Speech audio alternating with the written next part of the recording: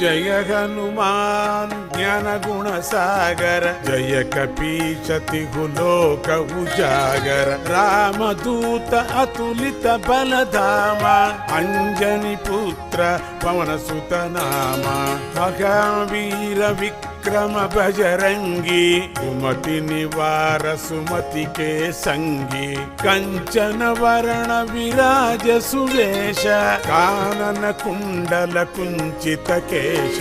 हाथ वज्र अरुध्वजा विराजै कांदे मूंज जनेऊ साजै शंकर सुमन केसरी नंदन तेज प्रताप मखा जगवंदन विद्यावान गुणी अति चातुर राम काज करिवे को आतुर प्रभु चरित्र सुनिवे को रसिया राम लखन सीता मन बसिया सूक्ष्म रूप धरि सियहि दिखावा विकट रूप धरि लंक जरावा भीम रूप धरि असुर संहारे रामचंद्र के काज सवारे लाय सजीवन लखन जियाए श्री रघुवीर हर्षि उर लाए रघुपति कीन्ही बहुत बड़ाई तुम मम प्रिय भरत ही सम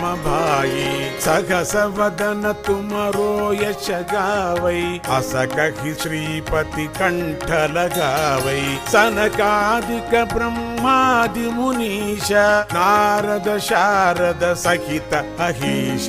यम कुबेर दिगपाल जगाते कवि कोविद कहि सके कहाते तुम उपकार सुग्रीव ही कीन्ह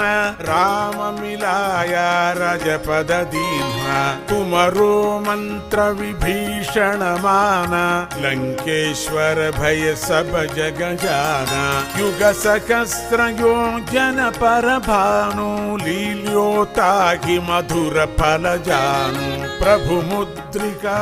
मेलि मुख माही जलधि लांघि गय अचर जनाही दुर्गम काज जगत के जेते सुगम अनुग्रह तुम्हारे तेते राम दुआरे तुम रखवारे होतन आज्ञा बिनु पैसारे सब सुख लगई तुम्हारी शरणा तुम रक्षक काहू को डरना आपन तेज सम्हारो आपै तीनों लोक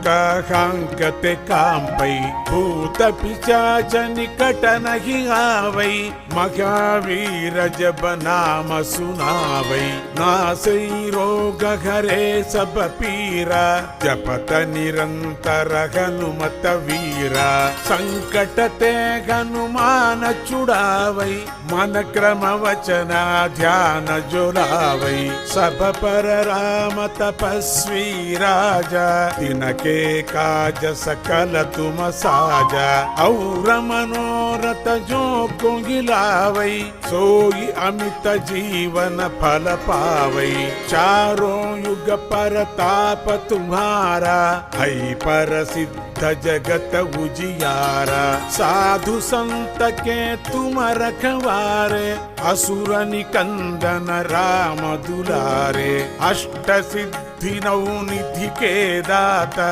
असवर दीन्हा जानकी माता राम रसायन तुम्हारे पासा सदा रहो रघुपति के दासा तुम्हारे भजना राम को पावै जन्म जन्म के दुख बिसरावै अंत काल रघुवर पुर जाई जगा जन्म हरि भक्त कहाई और देवता चित्तन धरई हनुमत से सर्व सुख करई संकट कटई मिटई सब पीरा वीर जो सुमिरै हनुमत बलवीर जय जय जय हनुमान गोसाई कृपा करो गुरुदेव की नाई यह शतवार पाठ कर जोई छूट ही बंदी महा सुख होई जो यह पढ़े हनुमान चालीसा होय सिद्धि साखी गौरीसा तुलसीदास सदा हरि चेरा की जयनाथ हृदय मगडेरा पवन तनय संकट हरना मंगल मूर्ति रूपा राम लखन सीता सहिता हृदय बसहु सुर भूपा।